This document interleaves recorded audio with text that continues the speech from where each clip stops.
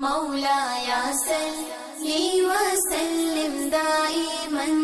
أبدا على حبيبك خير الخلق كلهم مولاي صل وسلم دائما أبدا. بسم اللہ الرحمن الرحیم. سورہ بقرہ آیت نمبر 21 اور رکوع نمبر 3. یا ایہا الناس اعبدوا، اے لوگو، یا ایہا الناس اعبدوا، اے لوگو عبادت کرو اللہ تعالیٰ کی. یا ایہا الناس اعبدوا، اے لوگو عبادت کرو ربکم الذی، اپنے رب کی، ربکم الذی اپنے اس رب کی، خلقکم جس نے تم کو پیدا فرمایا، والذین اور ان لوگوں کو من قبلکم جو تم سے پہلے تھے، لعلکم تتقون تاکہ تم پرہیزگار بن جاؤ. الذی جعل لکم الارض، الذی جس نے جعل کیا لکم الارض زمین کو تمہارے لیے، لکم تمہارے لیے، ارض زمین کو، فراشم بچھونا، فرش، والسماء اور آسمان کو کیا، بناء چھت جیسے کہ عمارت ہو، وَأَنزَلَ اور اتارا، مِنَ السَّمَاءِ آسمان سے، ماءً پانی، اور تمہارے لیے آسمان سے پانی یعنی کہ بارش کو اتارا، فَأَخْرَجَ بِهِ تو پس اس پانی کے سبب سے، اس بارش کے سبب سے، فَأَخْرَجَ نکالے بِهِ اس کے یعنی کہ پانی کے سبب سے، بارش کے سبب سے، من الثمرات پھل، رزقا لکم جو تمہارے لیے رزق ہیں، رزق ہیں لکم تمہارے لیے یعنی کہ تمہارے کھانے کے لیے ہیں. فلا تجعلوا تو پس نہ تم مقرر کرو، نہ تم بناؤ، للہ اللہ کے لیے، اندادم شریک برابر والے، وانتم تعلمون اور جبکہ تم اس بات کو جان رہے ہو، یعنی کہ جانتے بوجھتے ہوئے اللہ تعالیٰ کے ساتھ کسی کو شریک مت کرو. وَإِنْ اور اگر کنتم تم ہو، فی ریب شک میں ہو، مما نزلنا اس چیز کے بارے میں، مما اس چیز کے بارے میں یعنی کہ قرآن پاک کے بارے میں، نزلنا جسے ہم نے اتارا ہے، نازل فرمایا ہے، اعلیٰ عبدینا اپنے خاص بندے یعنی کہ حضرت محمد صلی اللہ علیہ وآلہ وسلم پر. فاتو تو پس لے آؤ، بصورت من مثلہ اس کی طرح کی ایک صورت لے آؤ، وادعوا اور بلا لو، شہداءکم تمہارے اپنے جو ساتھی ہیں، تمہارے دوست ہیں، تمہارے حمایتی ہیں، ان کو بھی بلا لو، من دون اللہ اللہ کے سوا، ان کنتم صادقین اگر تم اپنے اس دعوے میں سچے ہو، اپنی اس بات میں سچے ہو تو. فَإِن لَّمْ تَفْعَلُوا اور اگر تم نہ لا سکو تو، ایسا نہ کر سکو تو، وَلَن تَفْعَلُوا اور رب کائنات ارشاد فرماتے ہیں کہ مجھے علم ہے، میں جانتا ہوں، وَلَن تَفْعَلُوا تم ہرگز ایسا نہ کر سکو گے. فَاتَّقُوا النَّارَ الَّتِی تو پس فَاتَّقُوا تو پس ڈرو، نار الَّتِی اس آگ سے، وقودھا الناس وقودھا جس کا ایندھن ہے، ناس لوگ، والحجارۃ اور پتھر جس کا ایندھن ہے، اعدت اور جو تیار کر رکھی ہے، للکافرین صرف اور صرف کفار ہی کے لیے، کافروں ہی کے لیے. وبشر الذین اور خوشخبری ہے، بشارت ہے ان لوگوں کے لیے، آمنو جو ایمان لے کے آئے، وعاملوا الصالحات اور نیک اعمال کرتے رہے، عاملو عمل کرتے رہے، صالحاتی نیک، انا لہم کہ بے شک ان کے لیے ہے، جناتن باغات، تجری بہتی ہیں، من تحتها الانہار جس کے نیچے سے نہریں بہتی ہیں، کلما روزی کو منہا اور جب وہ ان باغوں میں سے، کلما اور جب بھی روزی کو ان کو رزق دیا جاتا ہے، منہا ان باغوں میں سے، ہا باغات کی طرف اشارہ ہے، من ثمرات رزقن پھل، رزقن کھانے کے لیے یا رزق کے طور پر، جب انہیں ان باغات میں سے کھانے کے لیے پھل دیے جاتے ہیں، کالو تو وہ کہتے ہیں، یا وہ کہیں گے، کیونکہ ابھی روز جزا کا دن نہیں آیا، ابھی لوگ جنت میں داخل نہیں ہوئے، یہ آخری آنے والی بات کو پہلے سے بیان کیا جا رہا ہے۔ کالو تو وہ کہیں گے، ھذا الذی یہ وہی ہے، رزقنا جو رزق ہمیں ملتا تھا، دیا جاتا تھا یا کھانے کے لیے ملتا تھا ہمیں، من قبل اس سے پہلے، وَأُوتُوا بِهِ متشابہہ اور اوتو ان کو دیا جائے گا، بھی متشابہ اسی سے ملتا جلتا، وَلَہُمْ اور ان کے لیے، فیہا ہا سے جنت کی طرف اشارہ ہے کہ ان کے لیے اس جنت میں، ازواجم بیویاں ہیں، مطہرات پاک، وہم فیہا خالدون اور وہ اس جنت میں ہمیشہ ہمیشہ رہیں گے۔ اللہ جل شانہ نے اس سورہ مبارک کے اول میں اس کتاب کو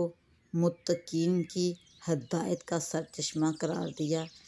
پھر رب کائنات نے متقی لوگوں کے اوصاف کا ذکر فرمایا، اور پھر اس کے بعد اللہ جل شانہ نے منحرف ہونے والے فرقوں کا ذکر کیا، اور پھر ان کے طور طریقے کا ذکر کیا، اور پھر فرمایا رب کائنات نے کہ جو فرما بردار، ہدایت والے اور تقوی کی طرح راغب ہونے والے لوگ ہیں ان کا کیا حال ہوگا، اور پھر رب کائنات نے نافرمانی اور بغاوت سے بچنے کے طریقے کو، ان تقوی والوں کا ایک خاص وصف بیان فرمایا، اور پھر رب کائنات کفار کی مثالیں بیان فرماتے ہیں، اور پھر اب اس رکوع میں، اس آیت مبارکہ میں رب کائنات یا ایھا الناس کے الفاظ سے تمام لوگوں کو خطاب فرما رہے ہیں کہ اے لوگو۔ قرآن پاک کے اندر یا ایھا الناس کا خطاب اکثر اہل مکہ کے لیے ہوتا ہے، اور یا ایھا الذین آمنوا کا خطاب مدینہ والوں کے لیے، اہل مدینہ کے لیے خاص ہوتا ہے، مگر یہاں یہ خطاب مومن اور کافر سب کو عام ہے، اور اس میں اس بات کی طرف اشارہ ہے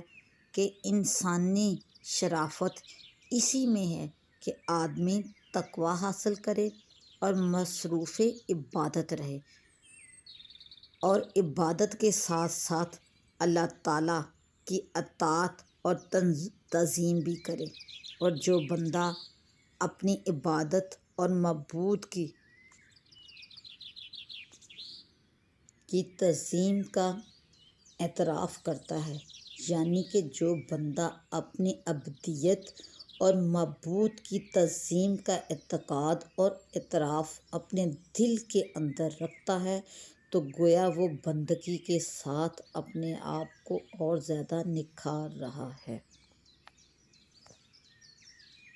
یا ایھا الناس اعبدوا میں سب لوگوں کو خطاب ہے،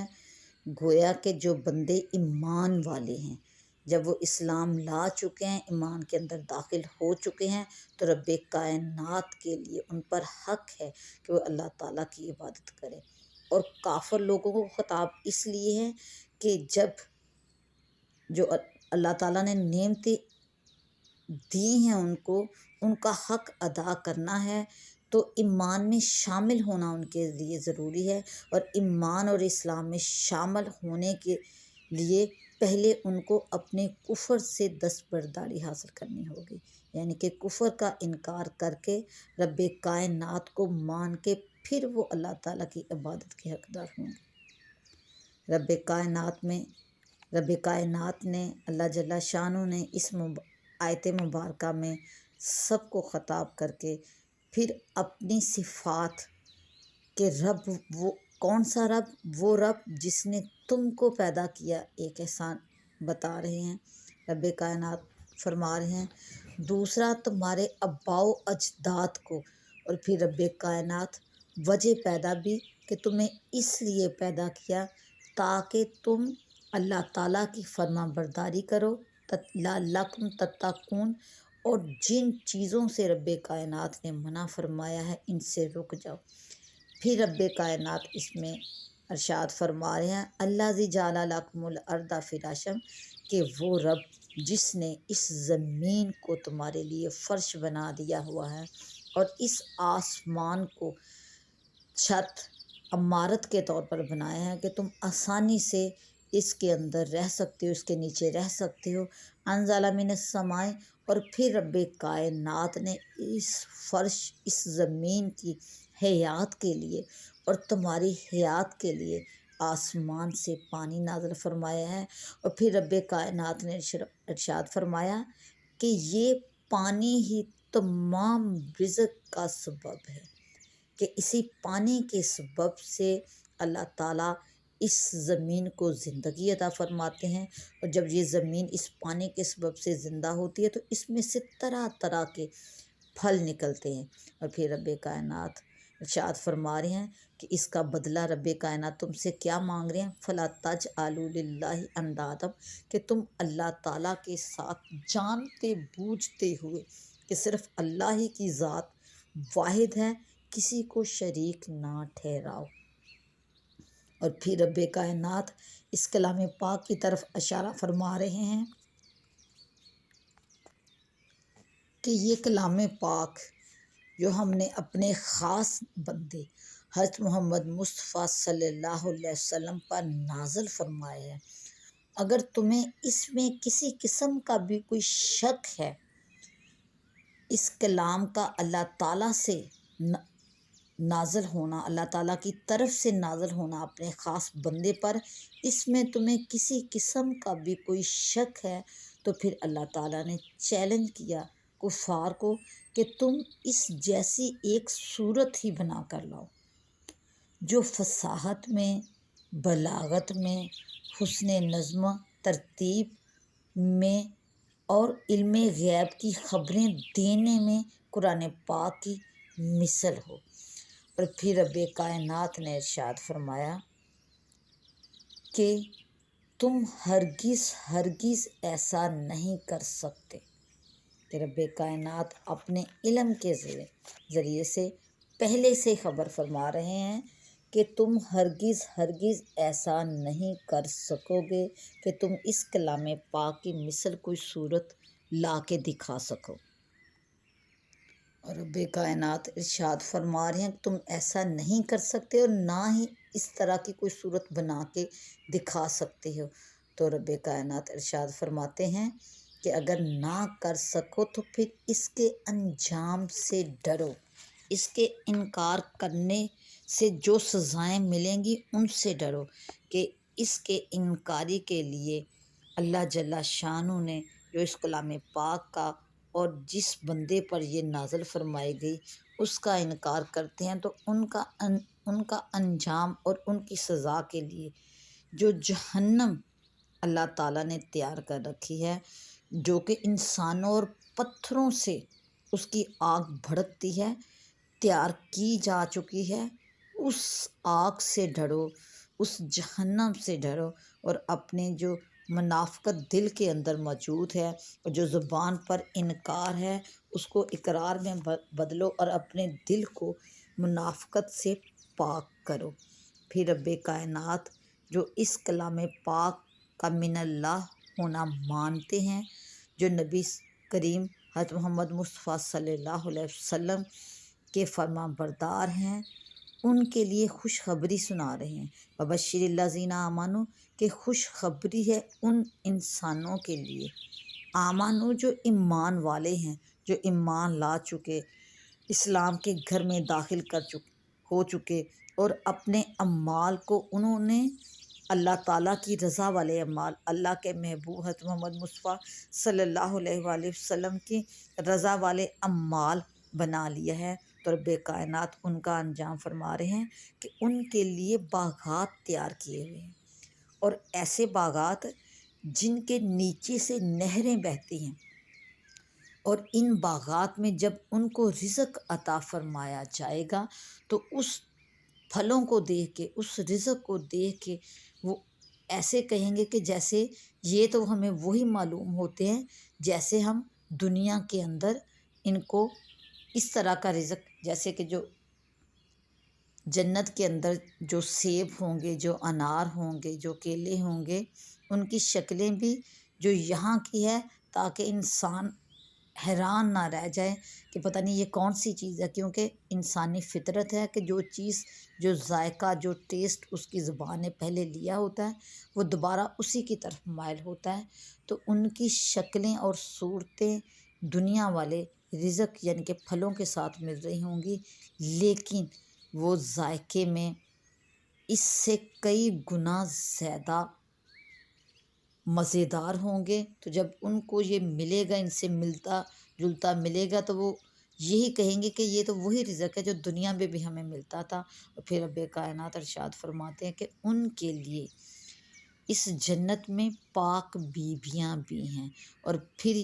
کہ اس انجام کو جو جنت انہیں ان کے اعمال کا بدلہ دیا گیا ہے، اس میں سے وہ کسی خاص وقت کے لیے نہیں رہیں گے یا خاص وقت کے لیے نہیں جائیں گے، بلکہ وہ ہمیشہ اس جنت میں رہیں گے، ہمیشہ وہ اس جنت کے حقدار رہیں گے، اور ان کے لیے اس جنت میں ہمیشگی ہے۔ صدق اللہ العظیم۔